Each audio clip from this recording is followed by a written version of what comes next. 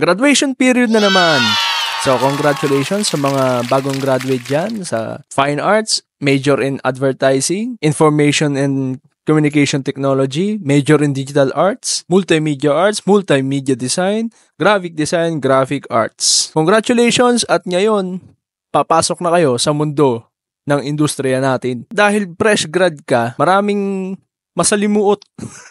Masalimuot talaga. May masalimuot talaga na mga bagay-bagay sa industriya natin, no? Lalo na ang tinatawag na cha-ching!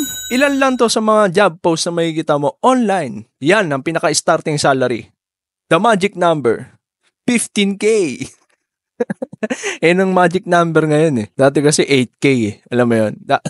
Ang katotohanan yan, napakarami yan, kaibigan, no? Kung ikaw ay fresh grad, isa ka sa mga mabibiktima niyan. Nang dahil tatanungin, ikaw fresh grad ka, entry level lang din yung sahod mo. Isipin mo kung nag-aral ka sa isang prestigious school, sabihin na natin yung around U-Belt, yung mga the big four, yan. O kaya nag-aral ka sa College of St. Benilde. Imagine nag-aral ka sa College of St. Benilde na ang tuition fees ranging 30,000 above, no? Mababa pa nga tayo yung estimation ko na yun eh. Pero sa tingin ko mga 30 to 50,000 or umaabot ng 100,000 a year. Tapos ikaw ay sasahod na tumataginting na 15,000!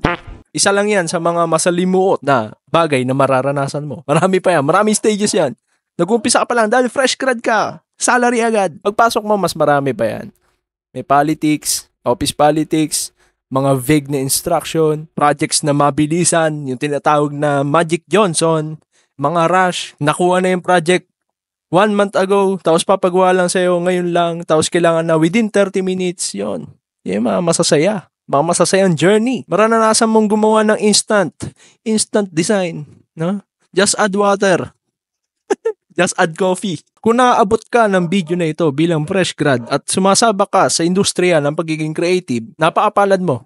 Kasi napanood mo to eh. Thank you for watching and I'll see you in the next one. God bless. Peace.